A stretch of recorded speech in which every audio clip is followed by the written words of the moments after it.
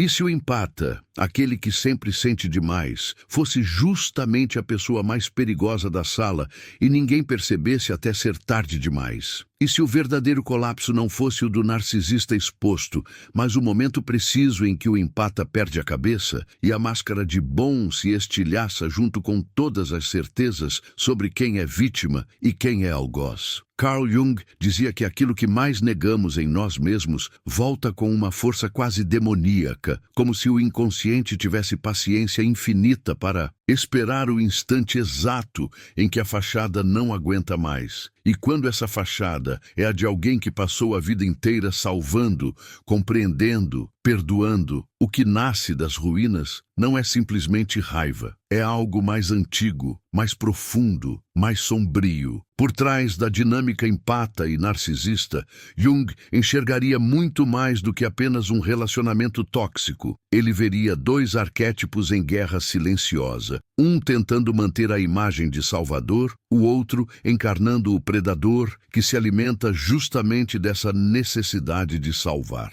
Mas o que acontece quando, de tanto ser sugado, o empata deixa de se reconhecer no espelho? Não é só um surto, não é apenas um chega. É como se a sombra, acumulada em cada humilhação engolida, cada limite atravessado, cada intuição ignorada, tomasse o volante de uma vez. E há um caso, dentro da lente junguiana, em que esse processo se torna quase mítico de tão extremo. O dia em que o empata deixa de ser o porto seguro e se transforma na tempestade que o narcisista jamais esperava enfrentar. Talvez você conheça bem esse script invisível. Alguém que dá demais, escuta demais, entende demais e, em troca, recebe silêncio, frieza, manipulação, jogos psicológicos que fazem duvidar da própria sanidade. Jung chamaria isso de um casamento entre complexos. De um lado, o complexo de abandono, de outro, o complexo de poder.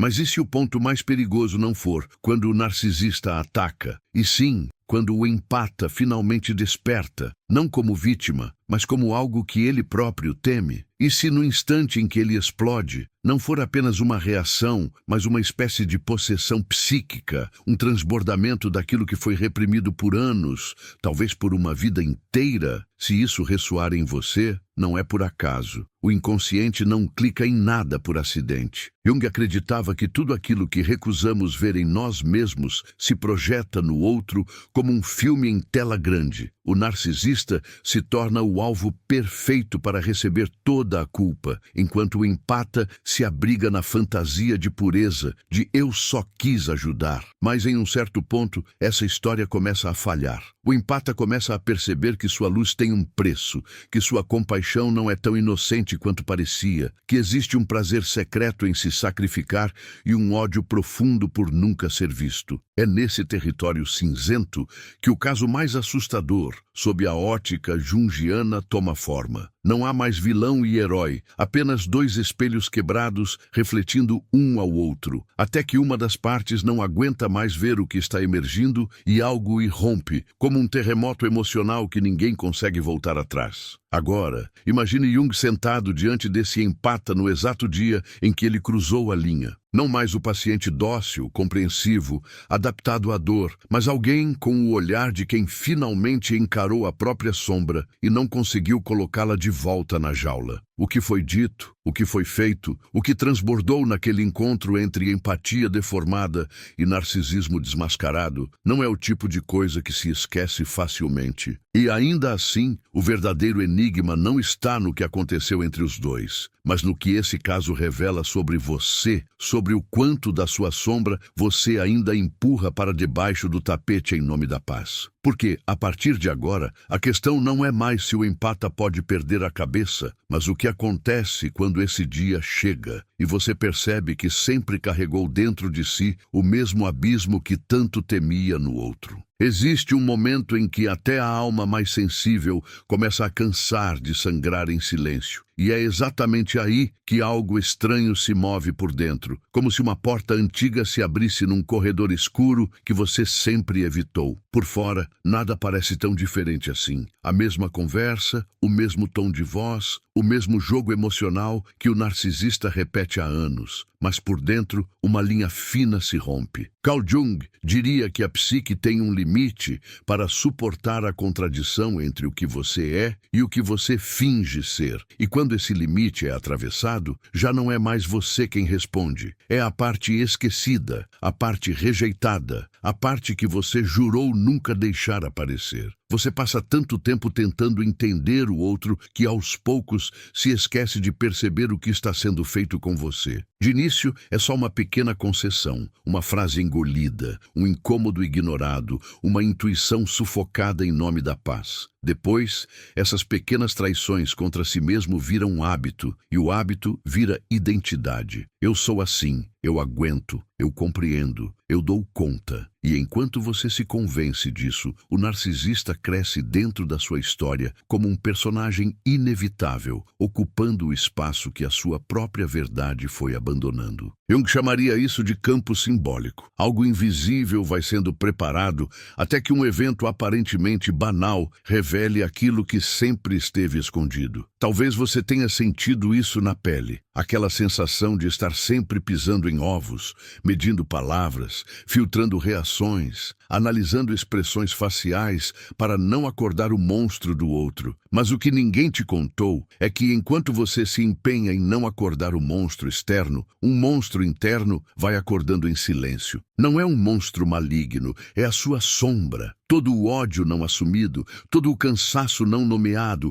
toda a raiva por ter sido usado, descartado, colocado em segundo plano. Jung lembraria que aquilo que não vai para a consciência retorna como destino. E o destino nessa história é o dia em que o empata, aquele que sempre acalma, se torna o epicentro do terremoto. Você foi educado para acreditar que ser bom significa aguentar tudo, justificar tudo, aceitar tudo, desde que o outro não vá embora. Então você se coloca no papel de salvador, e esse papel cola na sua pele, como se fosse sua verdadeira essência. Só que, por baixo dessa fantasia de pureza, a psique está colecionando recibos. Cada vez que você engole o choro, um pedaço de você é arquivado. Cada vez que você diz, não foi nada, quando na verdade foi tudo, a sombra registra. E quando o acúmulo fica grande demais, não é mais possível sustentar essa versão edulcorada de si. A pergunta que começa a ecoar lá no fundo é incômoda. Até quando você vai se chamar de empata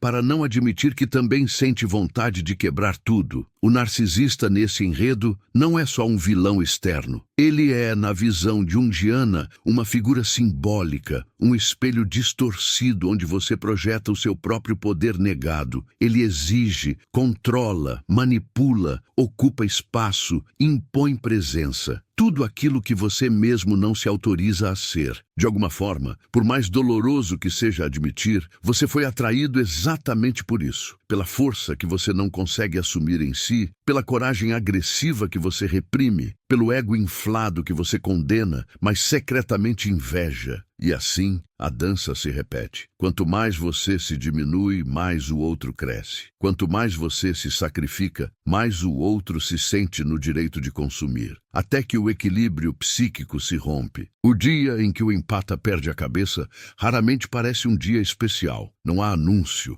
não há trilha sonora dramática, não há plaquinha avisando hoje tudo muda. Às vezes, é só uma frase a mais, um deboche a mais, uma mentira tão mal contada que insulta a sua inteligência, um desprezo tão frio que atravessa o peito como faca. Você sente o corpo reagindo antes da mente. A respiração muda, o coração acelera, a pele esquenta. Algo que antes você conseguiria engolir agora enrosca na garganta. Você tenta ser racional, tenta respirar fundo, tenta lembrar de todas as desculpas que sempre usou para o outro, mas de repente é como se uma voz interna dissesse, acabou. E quando essa voz surge, ela não pede licença. Jung falava dos complexos como pequenas personalidades autônomas dentro de nós, prontas para tomar o comando quando certos botões emocionais são apertados. Nesse momento não é mais o você empático que está falando. É o complexo de abandono ferido,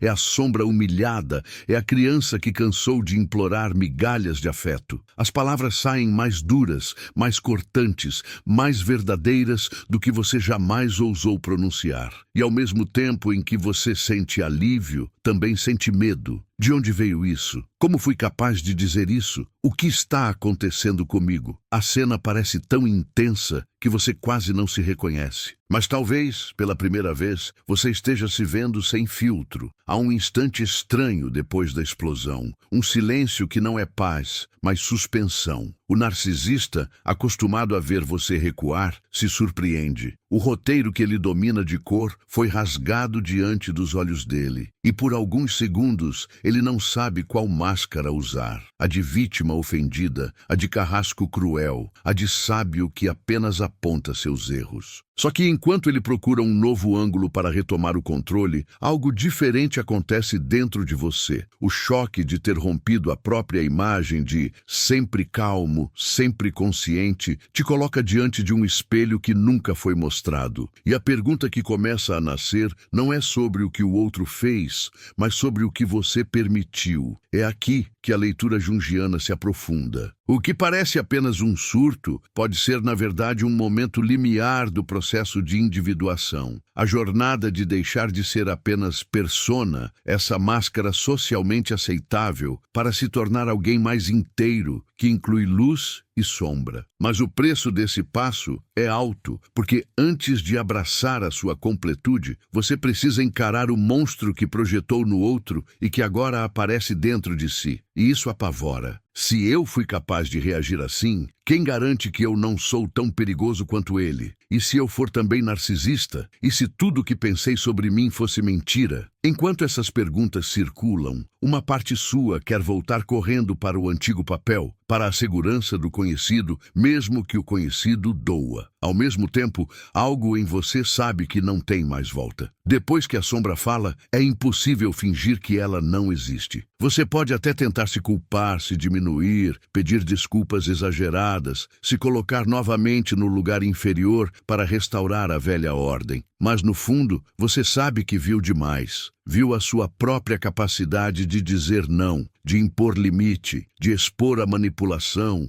de reagir à injustiça. Viu uma força que sempre existiu, mas que foi revestida por anos com a fantasia da fraqueza virtuosa. E é justamente esse cruzamento entre medo e potência, culpa e revelação, que torna esse tipo de caso tão perturbador dentro da visão de Carl Jung. Porque não se trata apenas de uma explosão emocional. Trata-se de um chamado profundo para rever toda a narrativa de quem você acredita ser. Enquanto você escuta isso, talvez esteja lembrando de situações que tentava esquecer, relações que ainda justificava, episódios em que disse para si mesmo que não foi tão grave assim. Mas o corpo lembra, o inconsciente lembra, e no fundo, você sabe que existe um ponto interno, prestes a romper, ou talvez já rompido, que você ainda não teve coragem de nomear. É nesse ponto exato que a história que Jung viu, o caso que parece extremo demais para ser apenas clínica, e começa a tocar o mítico, se aproxima de você. Porque o verdadeiro susto não está apenas no que o empata fez quando perdeu a cabeça com o narcisista, mas no que essa cena revela sobre o que você é capaz de fazer, sentir e despertar quando a última fronteira da sua paciência psíquica é atravessada. Não perca mais tempo vivendo com esse fardo. Garanta agora o seu livro digital, Guia Prático e Chocante para Desarmar o Narcisista sem Discussão.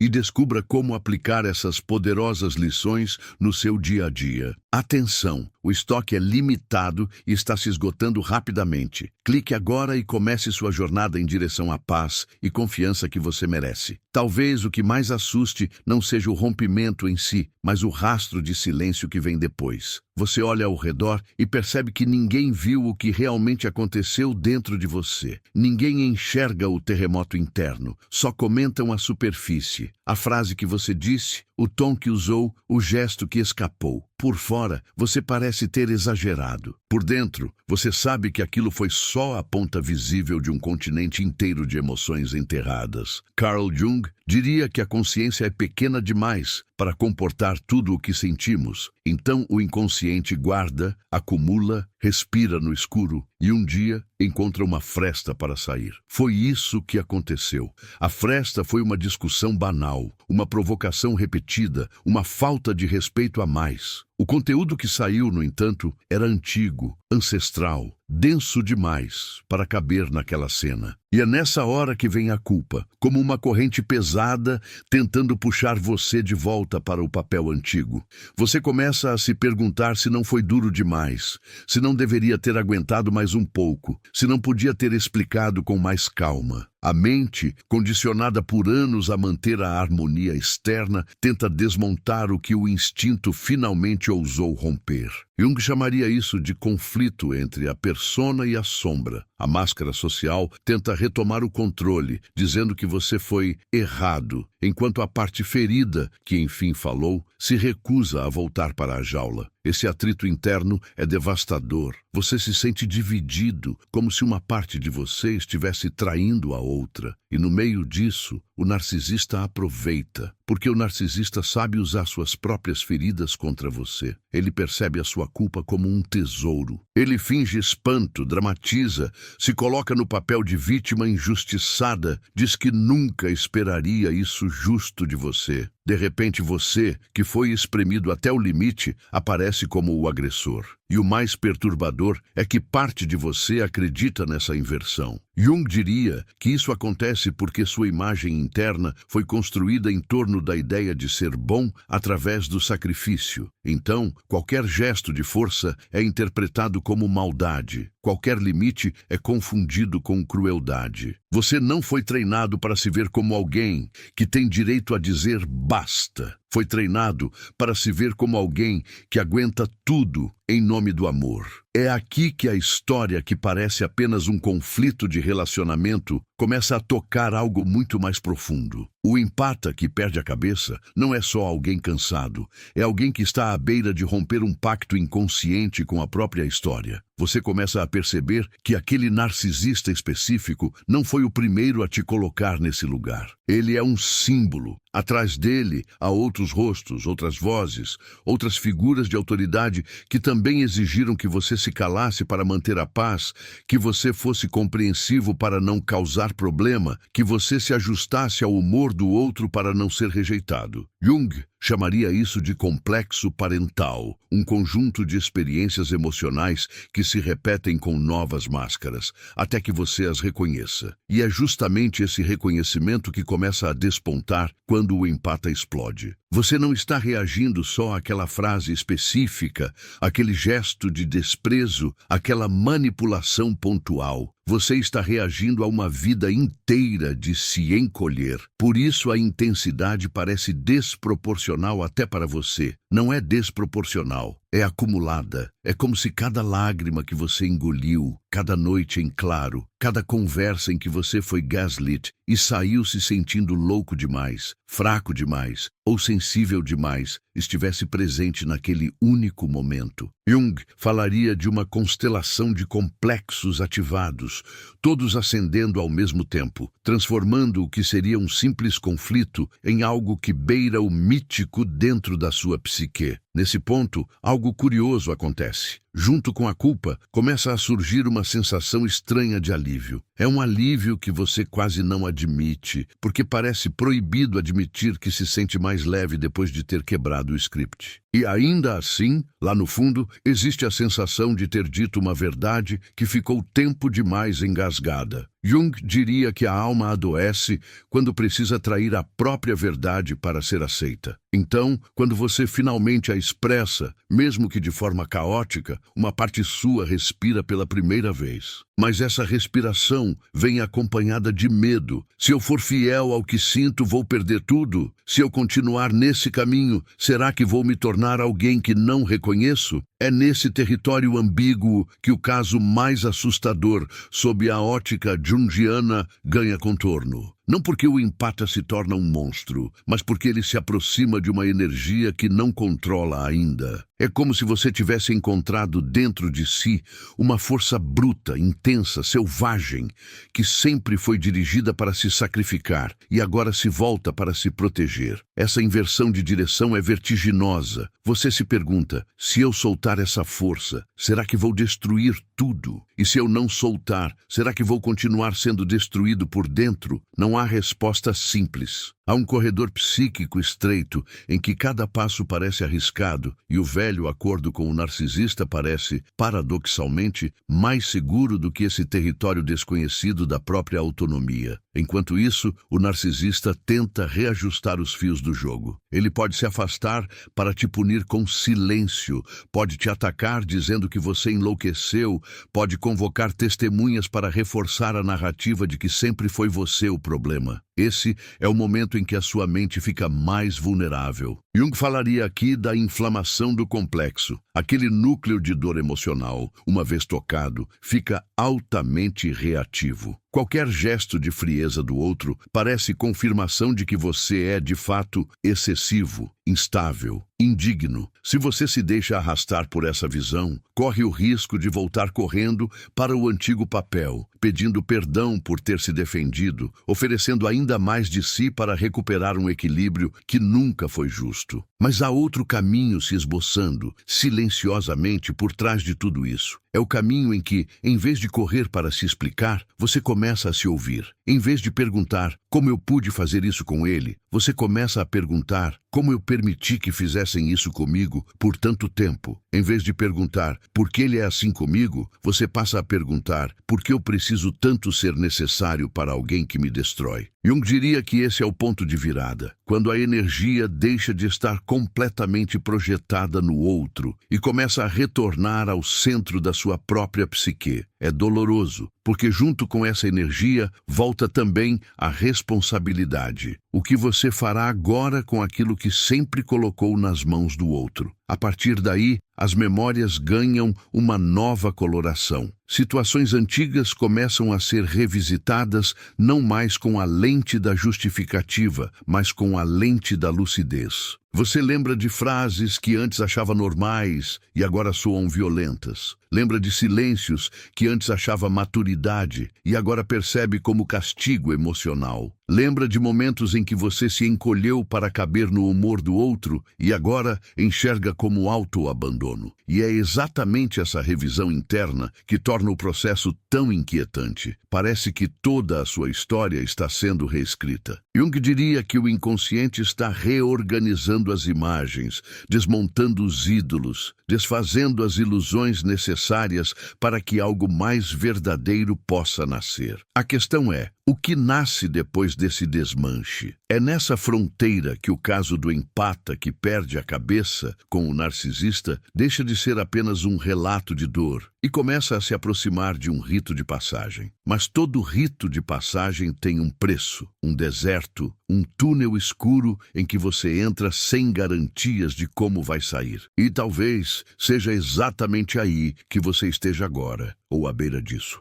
Entre o impulso de voltar ao antigo papel para não perder o vínculo e o chamado silencioso para usar esse colapso como portal. Carl Jung não romantizaria esse momento. Ele saberia o quão perigoso é mexer com forças que estavam adormecidas. Mas também veria, por trás do caos, uma oportunidade rara, a chance de deixar de viver como personagem na história de alguém e começar a habitar pela primeira vez a própria verdade que tanto te ensinaram a temer. Talvez o ponto mais decisivo não esteja nem na briga, nem no silêncio após o choque, mas naquilo que começa a se mover por baixo da superfície, quando tudo parece ter se acalmado por fora. É ali que o inconsciente começa a trabalhar de maneira mais intensa, como se estivesse aproveitando a rachadura recém-aberta para empurrar símbolos, lembranças e sensações que antes você conseguia manter à margem. De repente, os sonhos ficam mais vívidos, mais estranhos, mais carregados de cenas que você não sabe explicar, mas que deixam uma marca quando acorda. Jung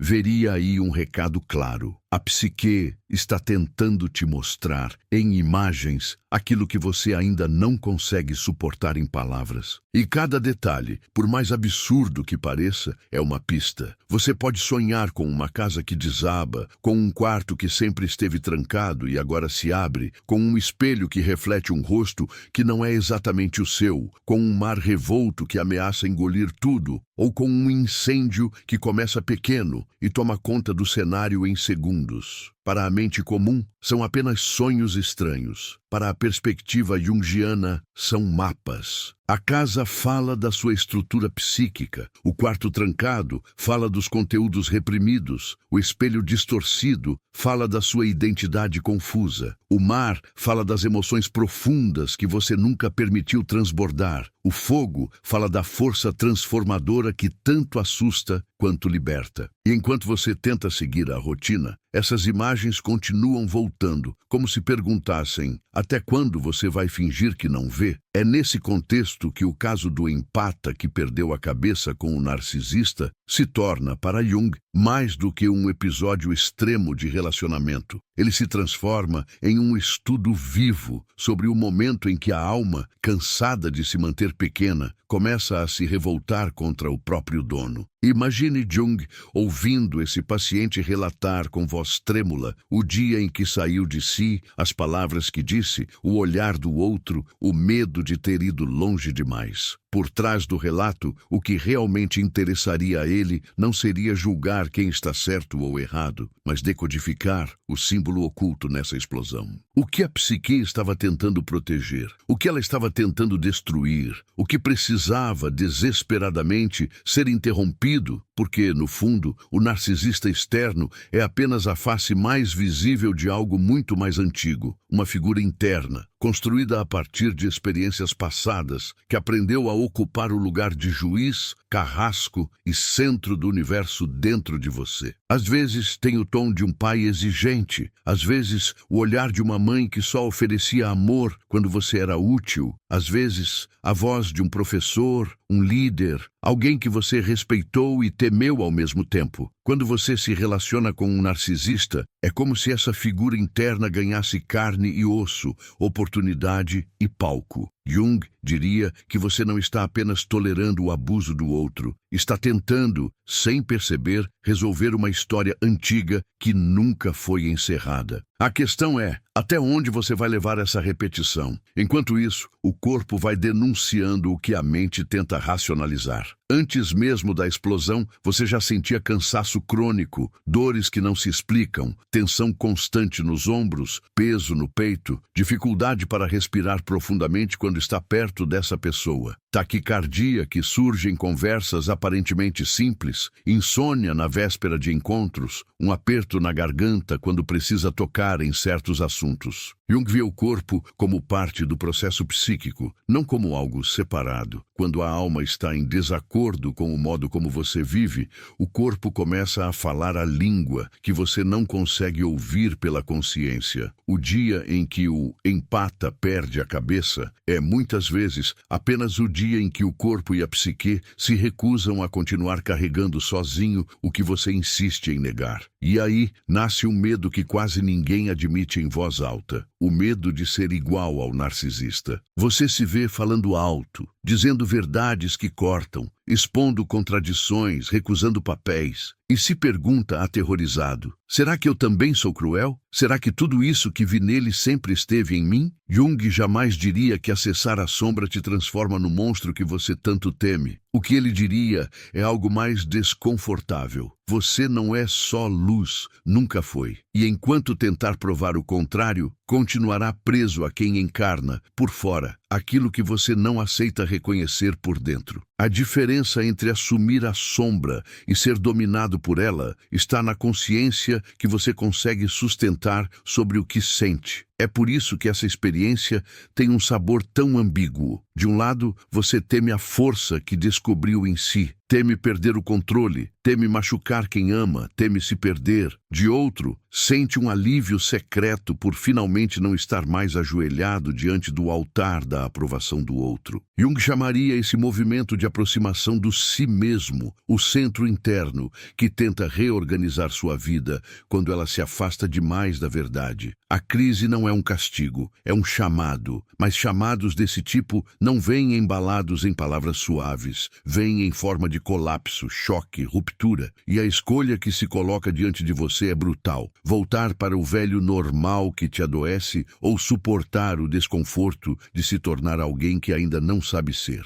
Depois da explosão, confusão, a mente corre para os extremos. Em um extremo, você pensa em pedir desculpas por tudo, implorar perdão, aceitar qualquer condição para não perder a pessoa. No outro, você pensa em sumir, cortar todos os laços, erguer muros definitivos, jurar que nunca mais vai se envolver com ninguém. Ambos os caminhos parecem trazer alívio imediato, porque eliminam a tensão do meio. Mas Jung desconfiaria dessas saídas radicais. Ele saberia que, ao voltar para a submissão, você aprofunda ainda mais o buraco interno, e que, ao se isolar completamente, você pode reforçar uma narrativa de desamparo que te mantém refém do passado. É como se o verdadeiro caminho estivesse em um lugar que a sua psique ainda não aprendeu a habitar. Um lugar onde você se protege sem se apagar, se afasta sem se endurecer por dentro. É nesse intervalo, onde nenhuma escolha parece confortável, que o silêncio pode se tornar um laboratório perigoso ou sagrado. Se você o preenche apenas com culpa, autoacusação e fantasias de reconciliação a qualquer preço, o silêncio vira prisão. Mas se você ousa usá-lo para se escutar,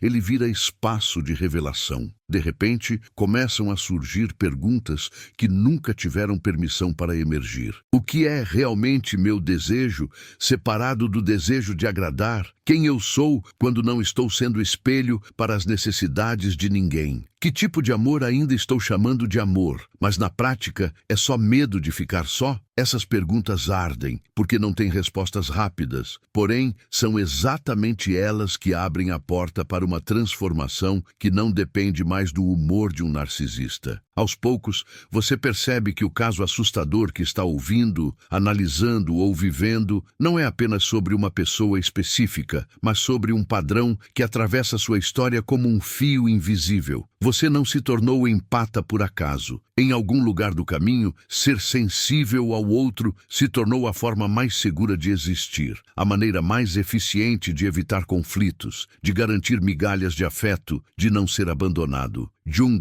veria essa sensibilidade como um dom deturpado pelas feridas. Aquilo que poderia ser canal de cura se transformou em algema. O dia em que você perde a cabeça é, de certa forma, o dia em que essa algema range. Talvez não seja a libertação completa ainda, mas é um ruído alto o suficiente para você parar de fingir que está tudo bem. E é aqui que o aspecto mais perturbador dessa história começa a aparecer com mais nitidez. Não é apenas o que o narcisista fez com o empata, nem apenas o que o empata fez quando explodiu. O que verdadeiramente inquieta na leitura junguiana é o limite interno que cada um de nós carrega sem saber. Até onde você aguenta se trair em nome da paz? Até onde você é capaz de ir para não perder o amor de alguém, mesmo que esse amor seja uma ilusão? Até que ponto você suporta viver numa relação em que precisa morrer um pouco a cada dia para manter o outro satisfeito? Perguntas assim não são teóricas. Elas tocam em decisões que você toma todos os dias sem perceber. Porque no final das contas, o caso mais assustador não é o que está nos livros, nos consultórios ou nas histórias clínicas de Jung. O caso mais assustador é sempre aquele que se aproxima demais da sua própria vida, a ponto de você sentir que em algumas cenas poderia trocar os nomes e tudo faria ainda mais sentido. E se isso acontece agora, enquanto você escuta, não é coincidência. Significa que a espiral começou a te puxar para mais fundo, para além das justificativas, para além das desculpas, para além da máscara do "eu só quis ajudar". E para entender o que realmente está em jogo quando o empata perde a cabeça com o narcisista, será preciso descer ainda mais um nível, lá onde amor, trauma, poder e dependência se misturam de um jeito que ninguém gosta de admitir, mas que define silenciosamente o rumo de toda uma vida. Existe um ponto em que a pergunta muda de forma sem você perceber. Antes, você se perguntava o que o narcisista está fazendo com você. Agora, uma voz mais profunda começa a sussurrar: o que eu estou fazendo comigo ao continuar aqui? Essa pergunta não chega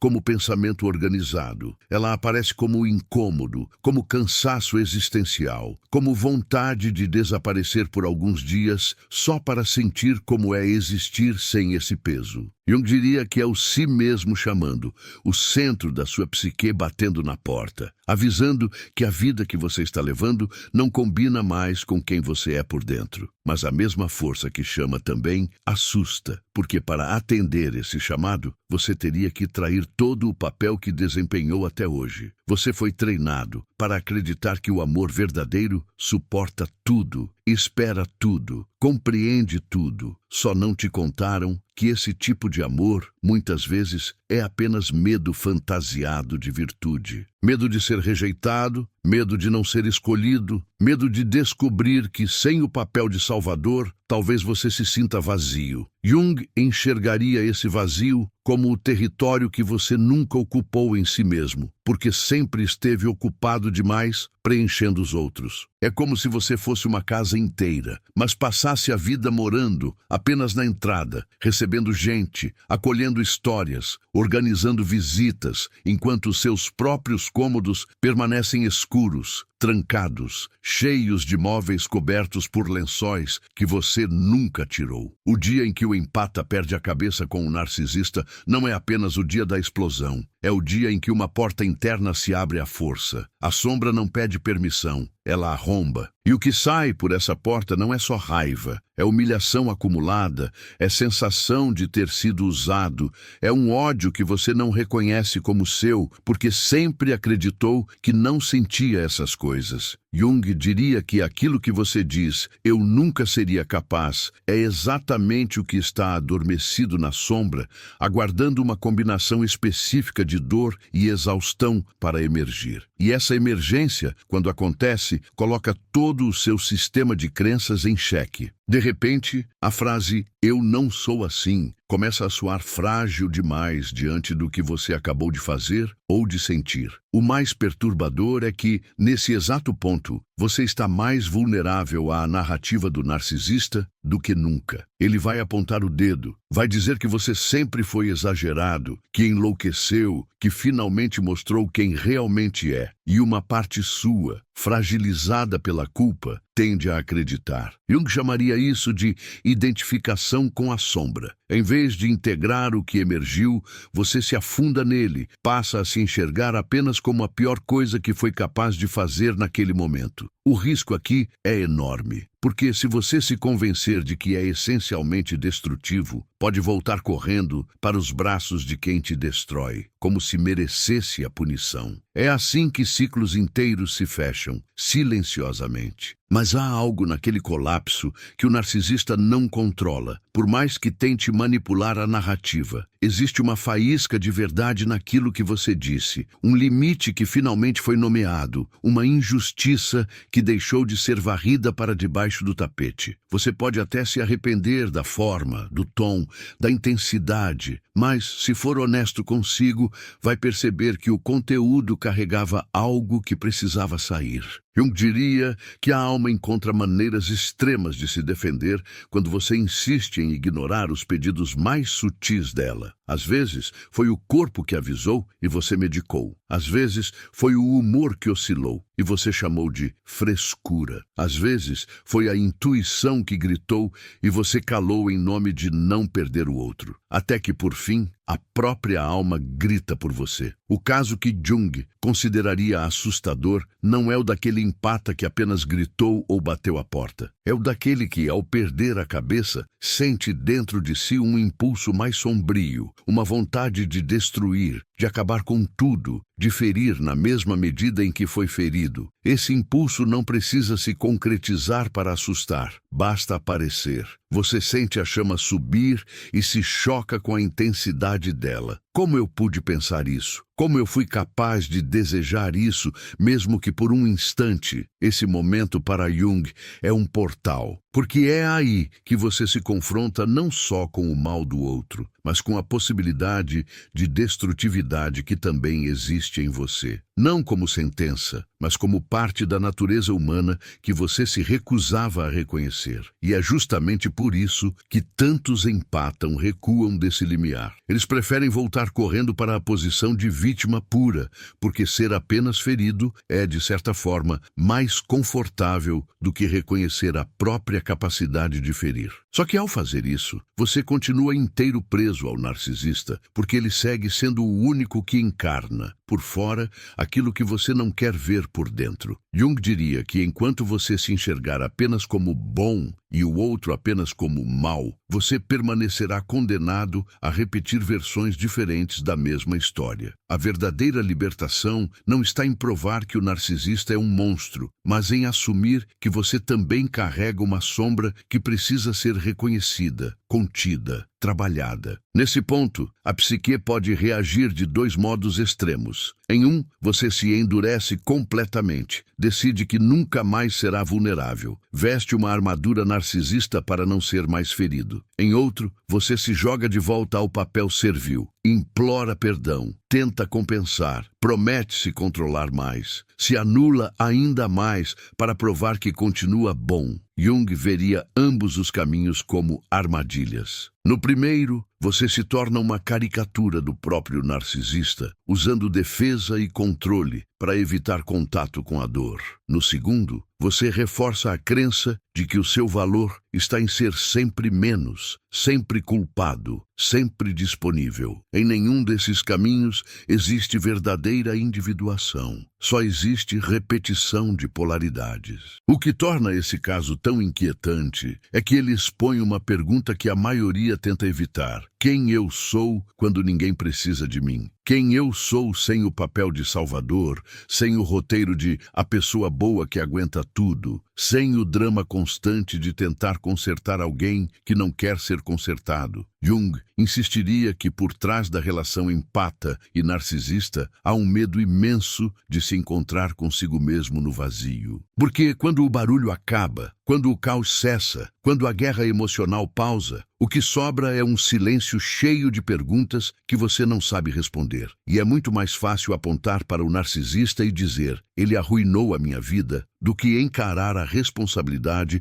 de reconstruí-la a partir do zero. Ao mesmo tempo, há algo profundamente verdadeiro nesse medo. Recomeçar não é só mudar de pessoa, de casa, de cidade. Recomeçar, na visão junguiana, é mudar de posição dentro da própria psique. Você deixa de orbitar em torno do outro, das necessidades do outro, dos humores do outro e começa a gravitar em torno do seu próprio centro. Isso significa perder uma identidade antiga, a do empata que se mede pela dor que aguenta. E toda morte simbólica a assusta. Você sente como se estivesse traindo não apenas aquela relação, mas todas as versões suas que acreditaram, com fé sincera, que essa era a única forma de amar. Jung chamaria isso de morte do antigo eu, um sacrifício psíquico necessário para que um eu mais inteiro possa nascer. É aqui, nesse confronto íntimo com a própria história, que o caso mais assustador ganha outra tonalidade. Não se trata mais do dia em que o empata perdeu a cabeça com o narcisista, mas do dia em que a máscara do empata começou a rachar por dentro. Porque, a partir daí, mesmo que você tente voltar ao antigo papel, algo não encaixa mais. As frases de antes soam vazias, as justificativas não colam, o esforço para manter a paz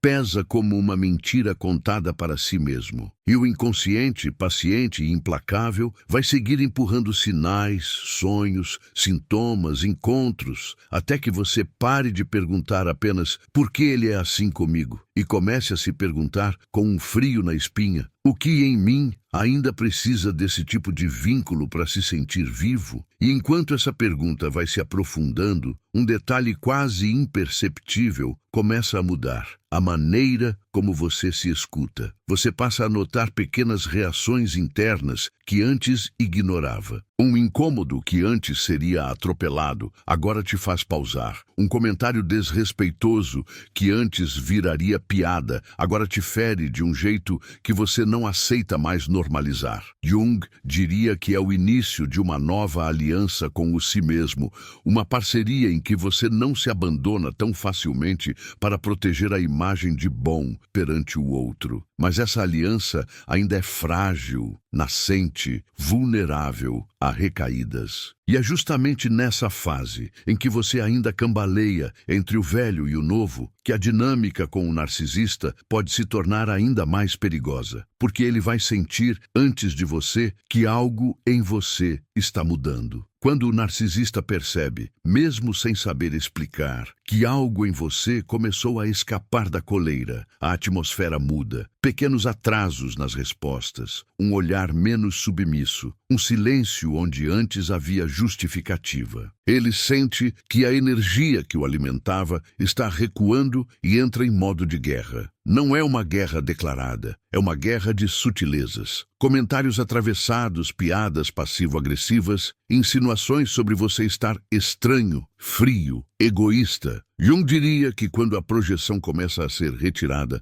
o sistema inteiro se agita, porque aquilo que antes era sustentado por fora precisa, de repente, ser encarado por dentro. E o narcisista, acostumado a fugir de si, reage como quem está lutando pela própria sobrevivência. Você sente essa mudança na pele. Antes, acreditava de imediato em tudo o que ele dizia. Agora, algo hesita. Você escuta a mesma frase de sempre e, pela primeira vez, percebe a contradição. Aquilo que antes entrava direto como verdade, agora bate numa espécie de filtro interno. Só que esse filtro ainda é frágil, inseguro, e cada nova manipulação te deixa dividido entre a antiga lealdade e a nova lucidez. Jung veria aí o conflito entre a velha persona, construída para agradar, e o si mesmo, que começa a empurrar por autenticidade. E cada vez que você se cala quando queria falar, ou fala quando antes se calaria, sente que está traindo alguém, ou a ele ou a você. O narcisista então alterna as máscaras com maestria quase ritualística. Em um momento, te ataca com frieza cirúrgica,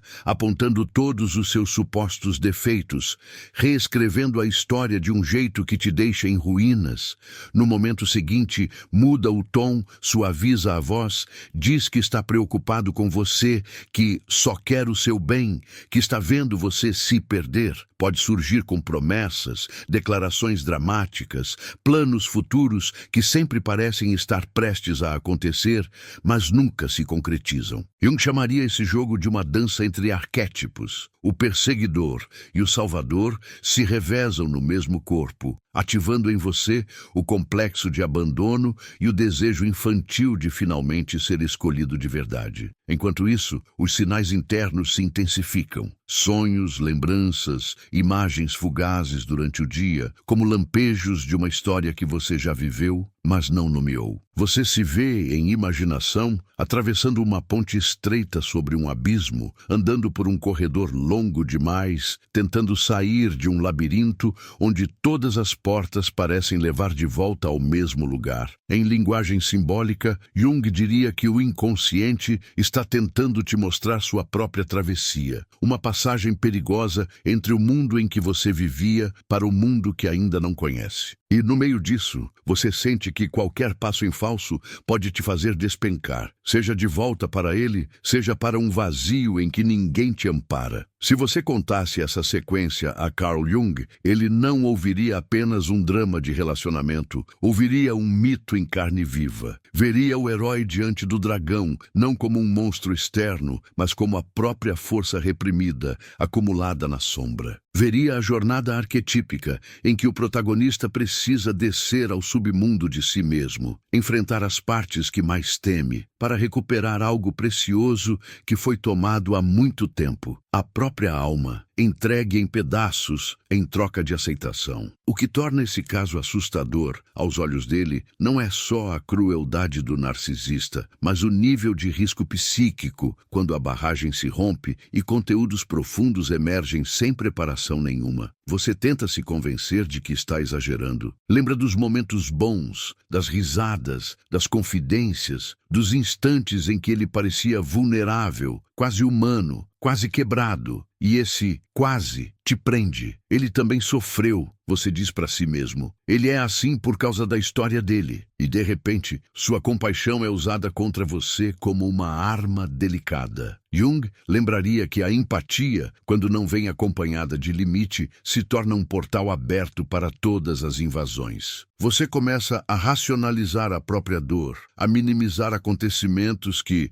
se acontecessem com alguém que você ama, você jamais acharia aceitáveis. Mas, quando o alvo é você, a régua muda. Então vem aquela noite em que você pega o telefone para enviar uma mensagem longa pedindo desculpas por ter perdido a cabeça, mesmo sabendo lá no fundo que foi você quem foi ferido. Os dedos tremem sobre a tela. As palavras surgem. Me desculpa, eu exagerei. Eu sei que tenho problemas. Você merece alguém melhor. De repente você congela. Algo trava. Não é orgulho, é um cansaço profundo de repetir a mesma cena. Jung diria que nesse instante o si mesmo encosta levemente na sua mão, impedindo que você assine outra vez o contrato que te mantém preso. Talvez você apague a mensagem. Talvez você não responda nada. Por fora, parece um gesto pequeno. Por dentro, é um microterremoto. O narcisista sente essa ausência como um insulto. Onde antes havia justificativas imediatas,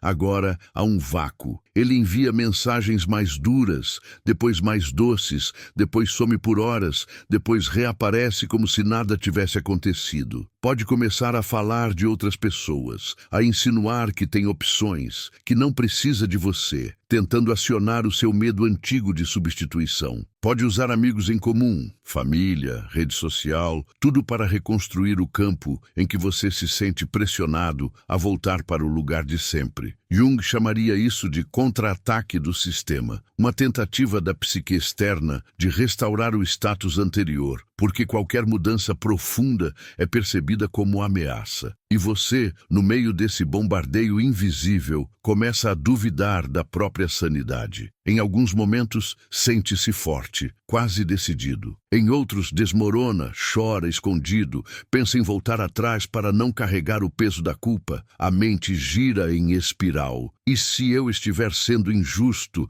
E se eu estiver destruindo a única pessoa que me ama?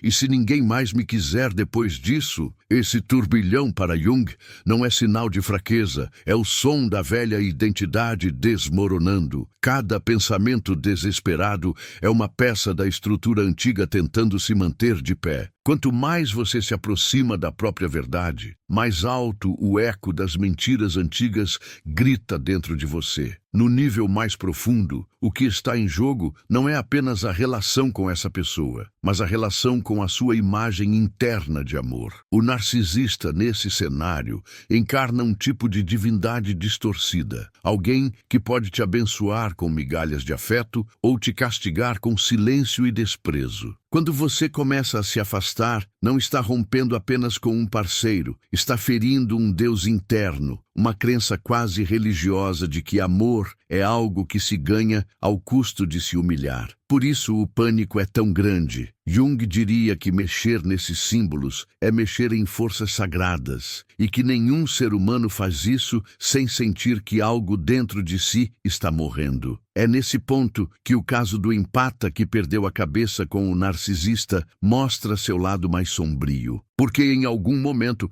a agressividade que você sentiu contra o outro pode virar contra você mesmo. A vontade de desaparecer, de se punir, de se machucar, de pagar por ter saído do controle pode surgir como uma sombra silenciosa. Jung ficaria verdadeiramente alarmado aqui, porque saberia o quão fino é o fio que separa a explosão externa da implosão interna. Se essa energia não é compreendida, acolhida, trabalhada, ela pode buscar saídas destrutivas, seja em relacionamentos ainda mais tóxicos, seja em ataques diretos contra a própria vida. E ainda assim, é justamente nesse terreno perigoso que a possibilidade de uma virada real existe. Porque se, em vez de acreditar cegamente na narrativa do narcisista ou na sua própria autoacusação, você consegue sustentar por alguns instantes a pergunta aberta: o que em tudo isso é verdade sobre mim que eu nunca quis ver? Algo novo pode começar a nascer. Jung veria aí o início de um diálogo com o inconsciente, um espaço em que você não se define nem pelo papel de vítima perfeita, nem pelo rótulo de monstruoso, mas pela disposição de olhar para tudo o que emerge sem desviar o rosto. E é exatamente nesse tipo de disposição que ele via, muitas vezes, o prenúncio de uma transformação profunda. Só que antes de qualquer cura, há um último lance dessa história que torna esse caso, para Jung, ainda mais inquietante. Um momento específico em que o empata, pela primeira vez, percebe com clareza assustadora não só o poder que o narcisista tem sobre ele, mas o poder que ele sempre teve sobre o narcisista e que nunca ousou assumir. A partir daí, a dinâmica deixa de ser apenas sobre submissão e passa a revelar algo ainda mais delicado: a forma como ambos se escolhem, se alimentam e se destroem em um pacto silencioso que ninguém gosta de admitir. E para entender o que acontece quando essa percepção finalmente vem à tona,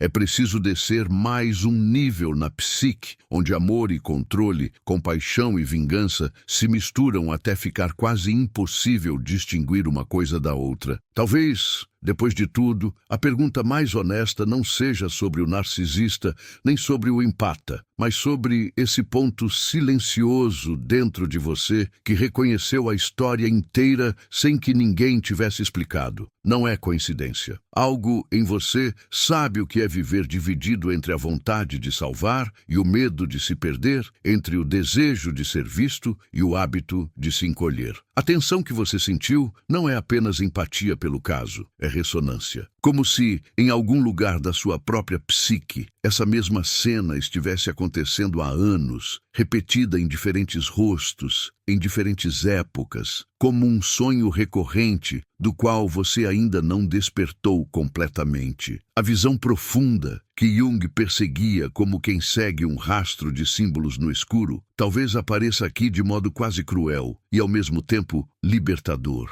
O dia em que o empata perde a cabeça não é apenas um colapso, é um chamado. Um chamado para deixar de viver como reflexo e começar a existir como centro, para parar de projetar toda a sua sombra no outro e começar a admitir que, dentro de si, também existe raiva, desejo de poder, medo de abandono, vontade de controle. Não para se condenar, mas para se tornar inteiro. Enquanto você insistir em vestir apenas a máscara da luz, continuará atraído por quem carrega, por fora, a escuridão que você se recusa a olhar por dentro. Talvez, depois de assistir a tudo isso, você perceba que a pergunta já não é mais "por que ele é assim comigo?", mas "por que eu permito que esse enredo continue me usando como personagem?". E essa pergunta não exige resposta imediata, exige coragem para permanecer diante dela sem fugir. Coragem para admitir que, em muitas situações, você aceitou menos do que merece, chamou de amor o que era controle, chamou de paciência o que era medo, chamou de empatia o que era um jeito sofisticado de nunca se escolher. A transformação que essa história insinua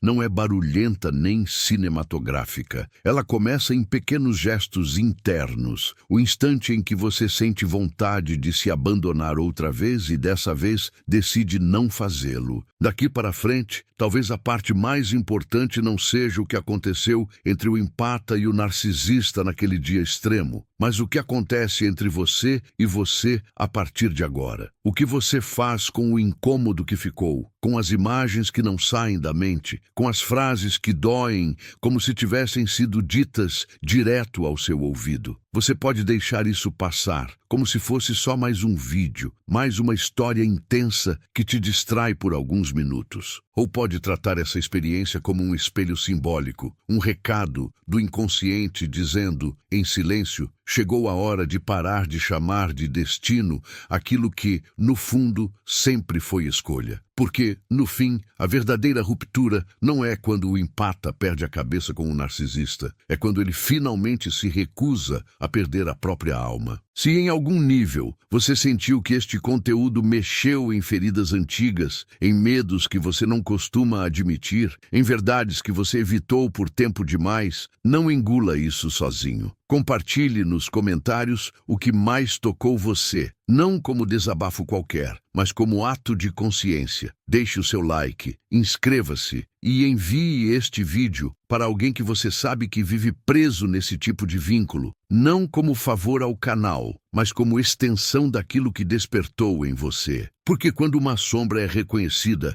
ela perde um pouco do poder que tinha no escuro. E talvez, sem perceber, o simples gesto de permanecer aqui até o final já seja o primeiro movimento da sua psique, dizendo com uma sinceridade que assusta: eu não vou mais me abandonar para continuar cabendo na história de ninguém.